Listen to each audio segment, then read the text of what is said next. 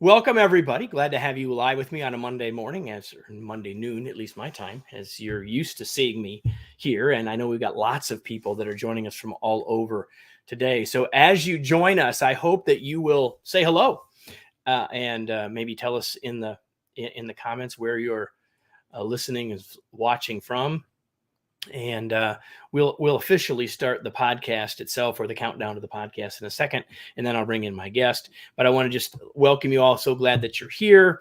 And again, if you want to say hello, just enter that in the comments, whichever social platform you're on right now, and we'll try to get show a few of those as well. It looks like there may be a problem on one of the. Hold on one second here, everybody.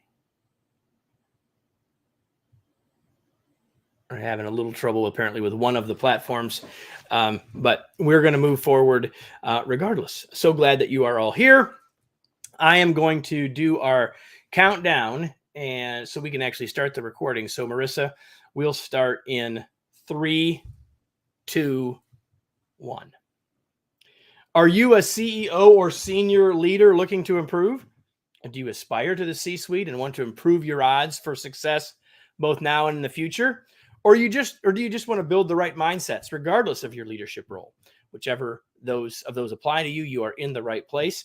Welcome to another live episode of the Remarkable Leadership Podcast. If you're here live, we are so glad that you're here. And as I said to you before we started this recording, tell us hello and where you're coming from today.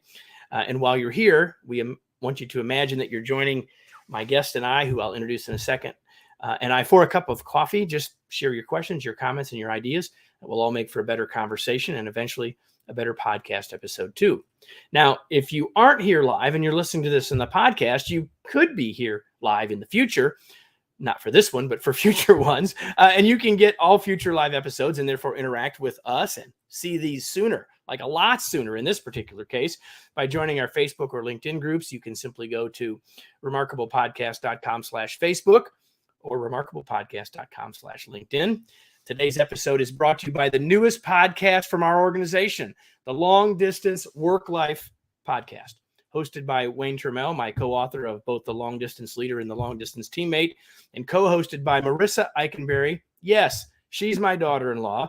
They will bring you the latest in tools, ideas, and insights to help you succeed in the ever-evolving future of work. You can subscribe from wherever you get your podcasts, where you're listening now, or at longdistanceworklife.com. So with all of that taken care of, I'm going to bring in my guest. He's here. Actually, I never had him leave. I think I screwed that up, everybody. Vic's been sitting here patiently waiting for me to introduce him. So let me do that, everybody.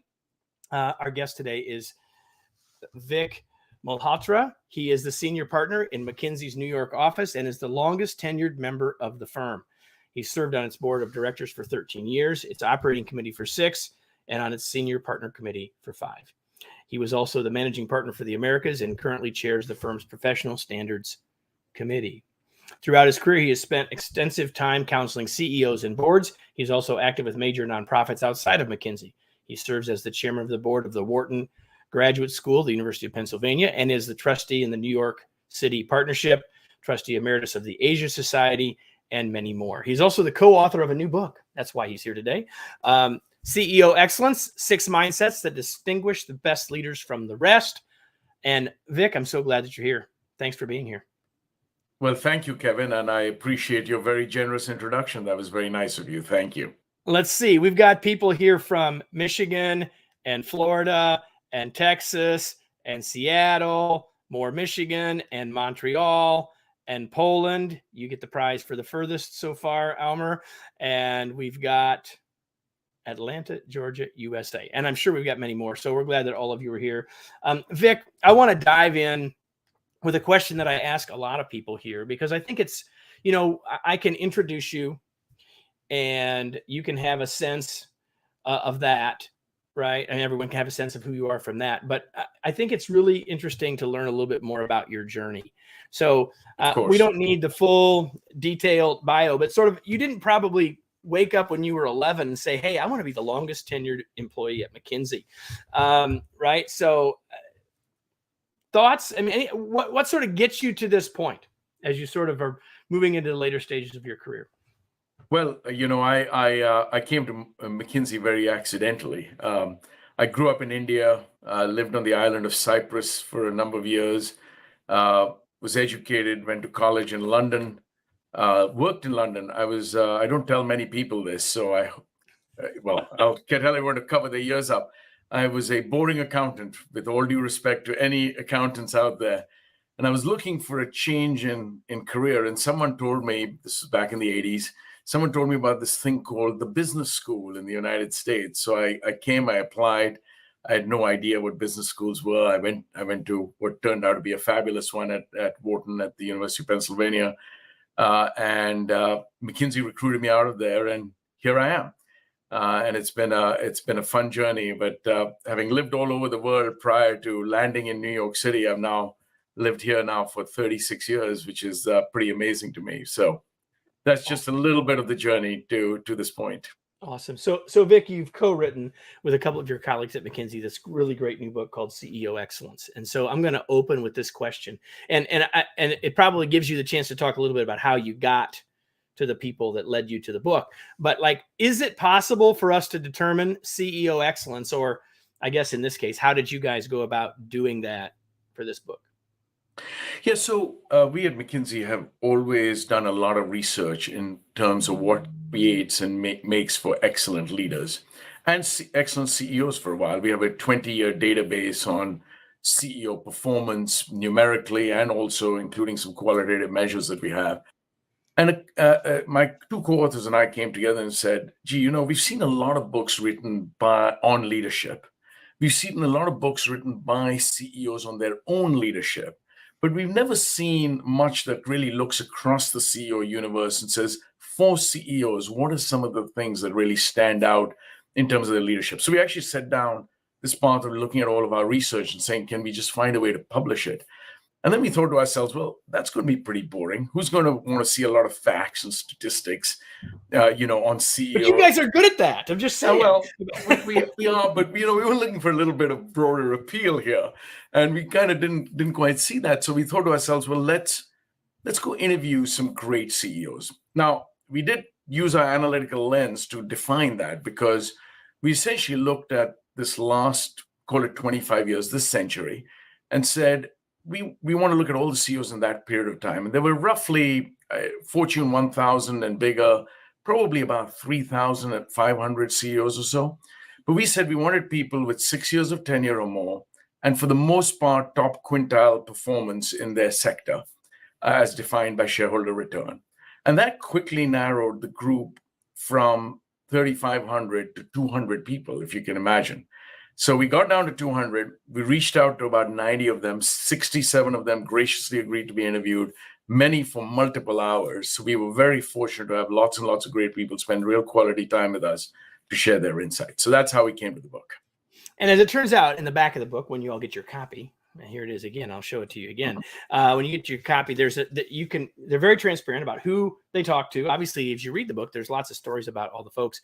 Some of the names will be names you recognize. Some will be those that you don't. Doesn't really change the point. One of the things that you talk about early in the book, and I think, well, let me just step back and say, if you're listening to this podcast and you've listened before, or if you're joining us and you say, Kevin, you don't usually talk about CEOs necessarily.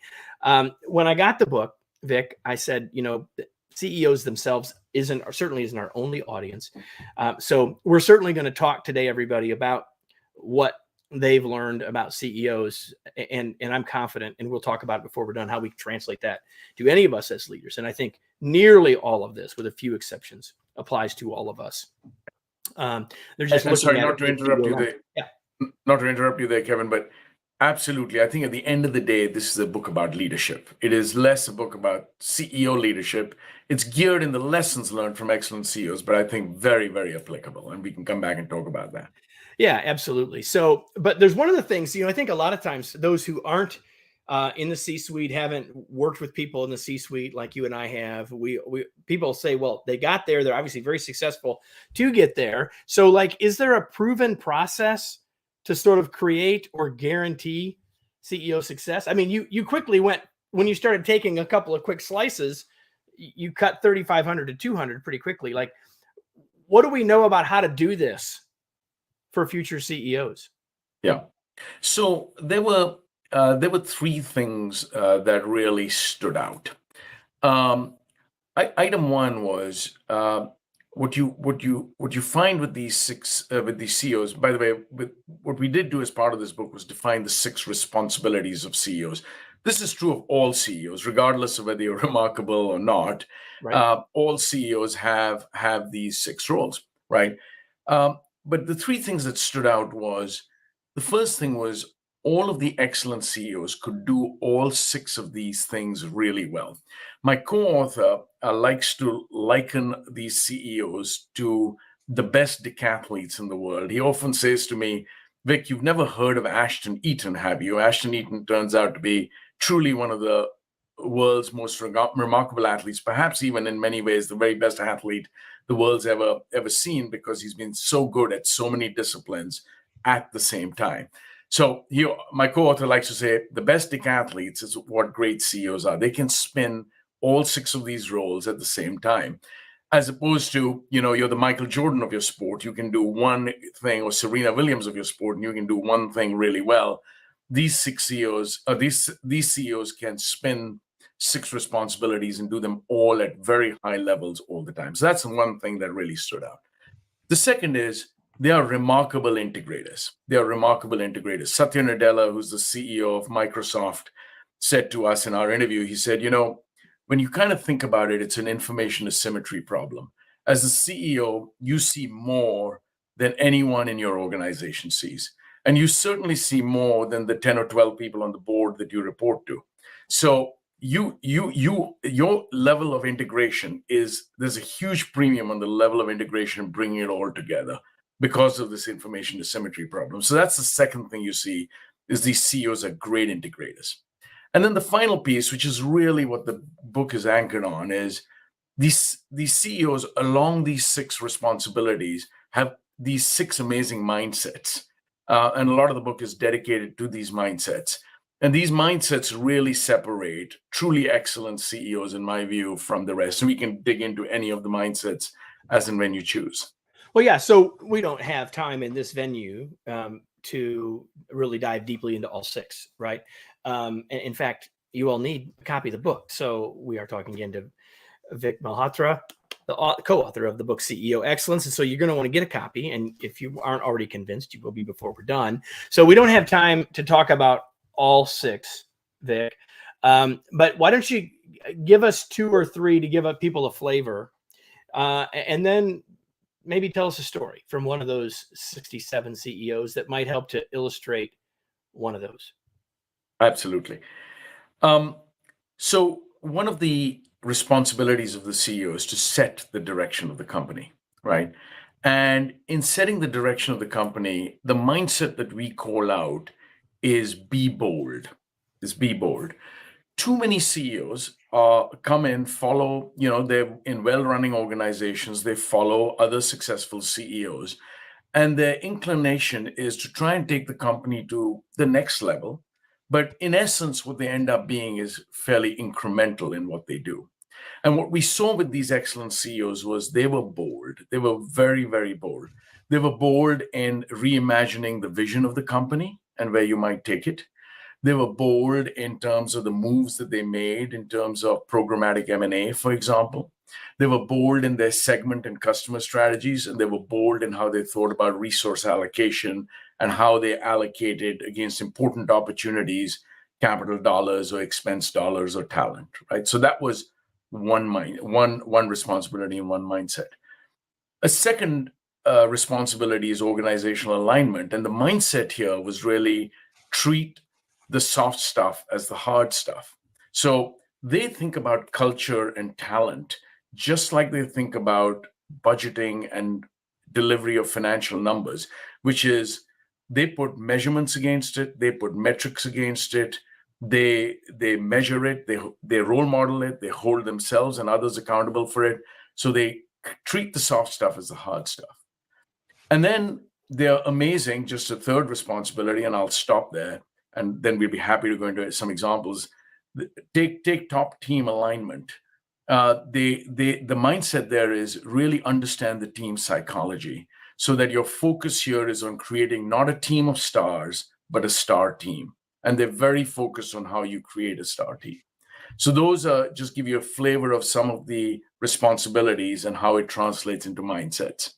Well, I'm really glad that you picked that third one, because I think that while all of the 6 mindsets certainly apply to any of us as leaders, the context is different, perhaps, and that sort of thing. But I think each of them apply, and I thought, especially in that section of the book, it was really clear how that would be true for us at all levels. And in working with leaders for many years as well, I see that often that's a challenge, that people have a hard time with that. So maybe do you have an example? Let's stay in that one, in that area around understanding and thinking about team psychology. Maybe an example from the book, or even maybe one that's not, that you want to share with us. Yeah, absolutely. I would, if you kind of look at Brad Smith, who was the former CEO of Intuit, he did three remarkable things in that whole area of team psychology. The first was a absolute conviction that a team is not a team if it's a team of stars, but it's a team if it's a star team, right? And what Brad would say to us is, look, you cannot have a person on the team who is basically outstanding at what they do, outstanding in their business unit or in their function, but they can't get along and can't work with others. It just doesn't work, right? You got to kind of bring them together, and you got to make them all work together. So he was big on this notion of you create a star team, not a team of stars. He was also big on the notion of you have to coach players. So one of the things he said, one of the things he actually said to us, which I thought was really interesting, was, I kind of lived under this impression that great CEOs exit all the C players and the B players and even the B plus players, and they're just looking to get a bunch of A players on their team. Not true. What Brad would say is, yes, you got to exit the C players. Maybe you got to exit the B players, but your job is to coach the B plus players to become A minus players. And it's your job to coach the A minus players to become A players. So a real focus on that coaching equation there, right? And the final piece around really bringing the team together was you got to create process around it. So you got to have an operating rhythm in terms of how often they come together, the time they spend together, the offsites they spend together, how they get to know each other. So if you don't have process around it, if you don't have operating rhythm around it, you can't get the team to really function as a team. So that would that's a great one. And I'm glad that you brought the operating rhythm piece up, because I think that's really, really important, and also often forgotten, or doesn't take sort of the level of attention that it ought to get. But you're really doing something here in this conversation that I think the book does a great job of. And I just like you talk about it in general.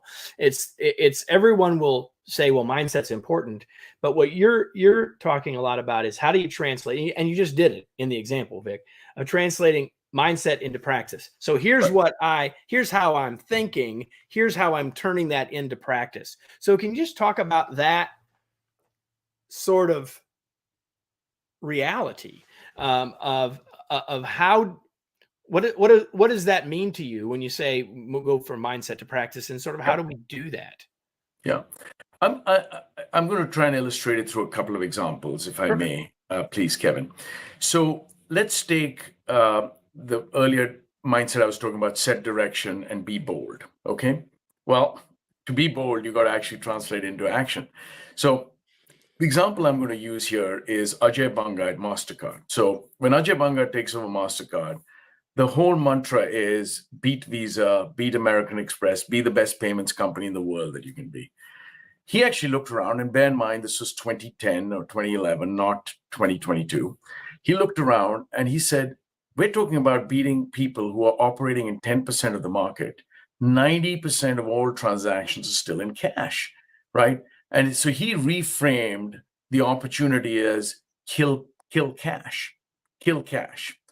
And once you do that, then that starts translating into, okay, if I'm going to do that, Now I've got to invest deeply behind what was then a pretty nascent debit card business. I've got to invest deeply behind the debit card business. I've got to disproportionately put money against that. I've got to be willing to cannibalize some of my credit card revenues, which are higher margin than debit card, to go down that journey. I'm going to have to take some hits in my earnings, but eventually it's all going to pay off. And it did for him, right? So that would be an example that in that arena. Another wonderful area that I love is this whole area of culture, because what many of these great CEOs do is they pick one element of culture and say we're really going to transform the company on that cultural dimension. So here the mindset was, if you recall, was you treat the soft stuff as the hard stuff. So take Kaz Hirai at Sony. He comes in and his strategy is geared in this notion of Kondo. Kondo in Japanese, loosely translated, is the wow factor. And what he wanted to do was bring back the wow factor to electronics and to music and to entertainment and the whole lot.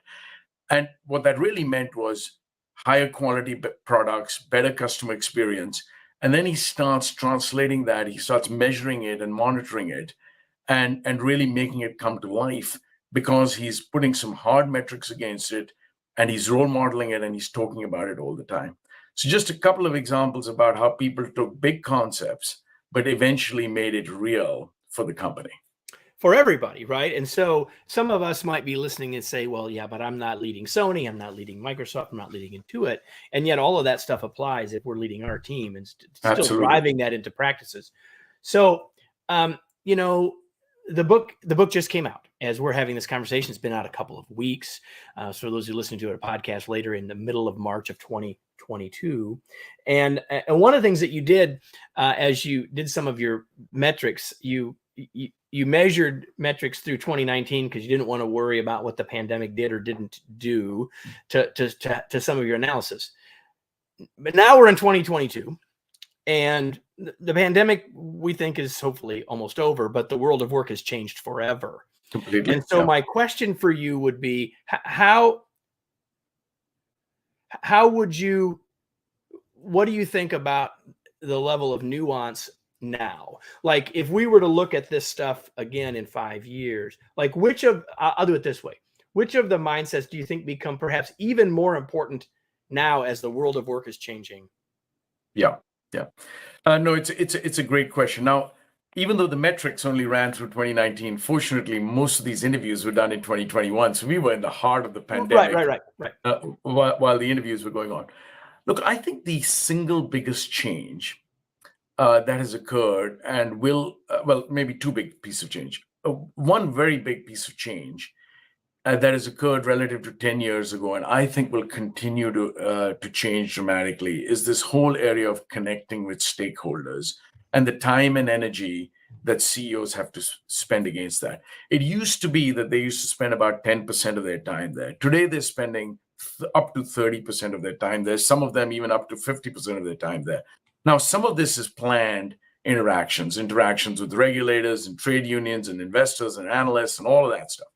But as we can tell, for a number of CEOs, given all the pressures of social media and given all the turbulence in the world, a lot of this is unplanned time that they're spending, which relates to everything from social unrest to war to the pandemic, right? So you have lots and lots of things that create demands on you in unexpected and quick ways that there's no way you can plan for it, but you got to kind of react and deal with in the moment, right? That's very specific to the CEO. The other piece that you've rightly pointed out that has changed dramatically is the nature of work, and what will the post-pandemic work paradigm mean? What will it mean in terms of remote work? What will it mean in terms of behaviors in the workplace? And I think most of these CEOs, even the excellent ones, would say it's a work in progress. We just don't know. They're all experimenting. They're all trying different things. They're all trying to think about a mix of in-person versus remote. How does it apply to certain teams versus other teams? Even when you're in person, how do you change your behaviors in terms of how you actually work in your workspace? How do you use your workspaces differently? the best are all in some version of experimentation at this point, and all still to be sorted out. And they're paying a lot of attention to it.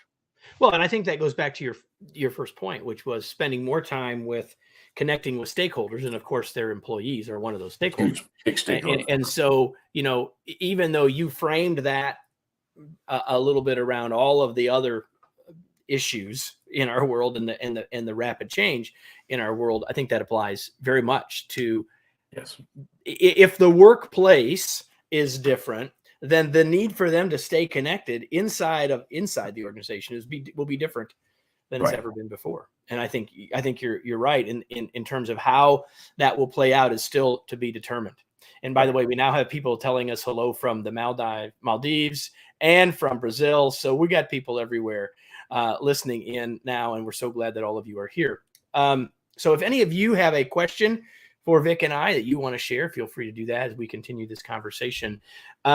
So I said we would come back to this idea, Vic, that while the book says CEO excellence on it, and the example and the research comes from talking with truly excellent on many dimensions CEOs, you said it's really a leadership book, to which I would agree as a reader. What are the lessons here for non-CEOs? Like, what are a couple of things that you would highlight for non-CEOs for us to be thinking about? Yeah. So, of all the things that are in the book, I really kind of look at all the pieces around engaging with the board, and maybe some of the stuff that the CEO has to do with connecting with stakeholders externally as sort of the stuff that's due to come in due course. But much of the rest of it applies. So, for example, this whole notion of set the direction and be bold, we can do that no matter what leadership role we're in. That mindset of boldness, the mindset of how do you think and get into all the aspects of the vision, the boldness in your actions, resource allocation, all of that plays through. This whole notion of aligning the organization, no matter how big or small your team is, some of the things that many of these great CEOs do from a cultural point of view, how they think about talent, how they think about how they deploy their key talent and resources in good ways, all of that applies. Certainly the team psychology piece that you and I talked about, again, no matter how big or small a team, absolutely applies. But perhaps the biggest piece that applies is one we haven't touched upon yet, which is your personal operating model. I mean, one of the things you learn from these great CEOs is they're amazing when it comes to time management and how they manage their calendar and the tips and tricks that they use for managing their calendar, how they manage their energy, right? How they manage their energy. That's another big part of their own operating model that comes into play, which really ends up being a series of sprints rather than either a sprint or a marathon. It's just a series of sprints with a lot of recovery in between. And then, frankly, how they manage their leadership style, right? They tend to be more servant leader in their orientation rather than top-down dictatorial. And I think kind of their behaviors, how they live their authentic self, there's some real learnings in there that I think are applicable to each and every one of us. Yeah, I would agree with that 100%. We have a question that came in, and it's interesting. This question that came in, I'm going to put it up here in a second. And the question is being asked to two people who do this. So here's the question. How important is it for CEOs to invest in a coach? You might get a biased answer here from the two of us, but no, I think it's a valuable question, and then we could probably extend it beyond just CEOs. But what's your take on that, Vic?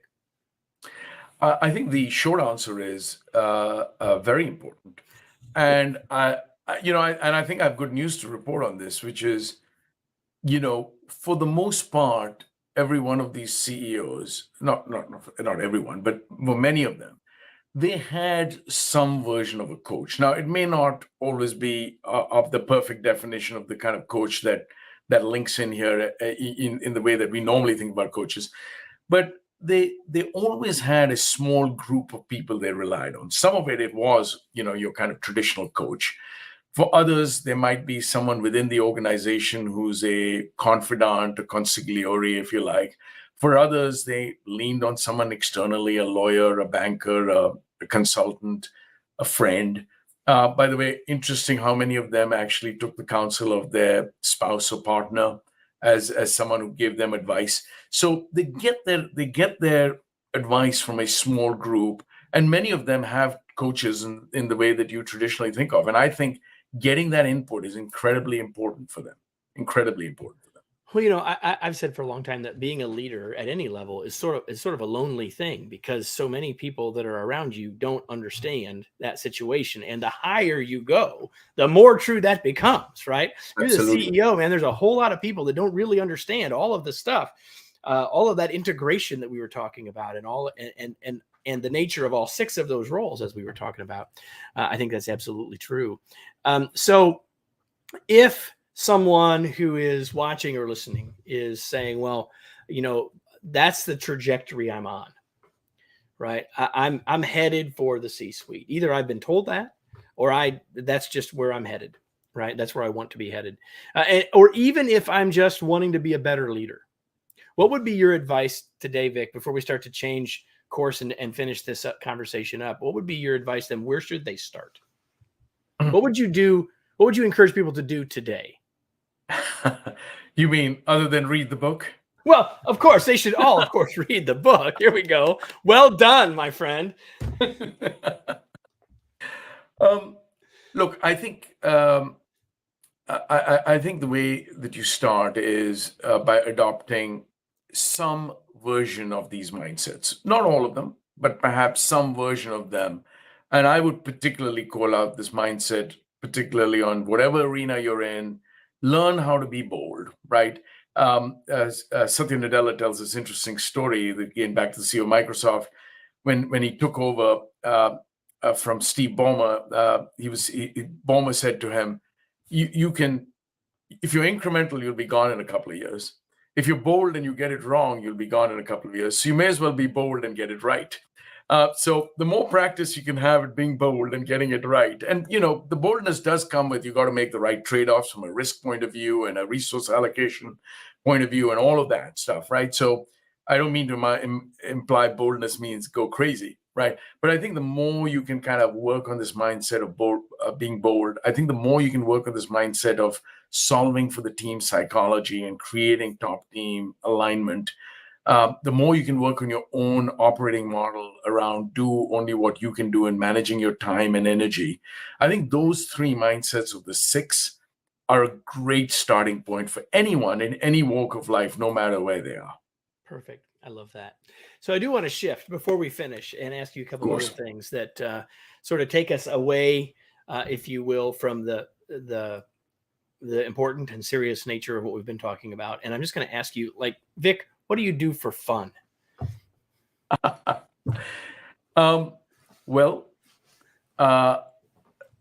this is not supposed to be a hard question. No. I was kind of thinking of all the many things I like to do for fun. So I'm a travel fiend. Not as much as my co-author Scott Keller, who's been to every single country in the world, by the way.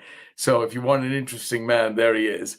But I love exotic travel. The pandemic has been a real blow to the heart, because I would be in 5 or 8 different countries a year, just kind of absorbing the culture and understanding the places. And so I love to travel. And I love playing golf. That probably comes with my age, but I've certainly in my older age just absorbed golf. So in the summer, you're more likely to see me out on the golf course than talking about my book, for sure. All right. Well, I'm glad we got you now then. So speaking of books, if we were speaking about a book other than yours, the question would be, like, what are you reading right now? Yeah. Or what's something, Vic, that you've read recently that people might find interesting? Yeah.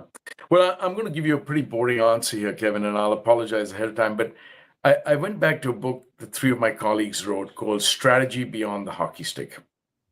And what was interesting was, as we did all this work, I'd read this book, of course, when it first came out about 3 years ago. And when we did all this work, one of the co-authors said, a lot of the things you're talking about great CEOs doing, we wrote about back in 2016 or 17 or whenever they published the book. So I figured I owed it to them to go back and read it, and they were right. They have some very interesting lessons, and it kind of marries well with the book. So I'm sorry it's a bit of a boring answer, but if I'm honest with you, that is what I have been reading recently. There's nothing wrong with that. There's nothing wrong with that at all. So now the question you've been wanting me to ask really from the beginning, and that is, where can people learn more about you, the work? Where can people get the book? Anything you want to say about that? I'll hold the book up while you do that. Okay, wonderful. Well, I might give you two quick tips on this one.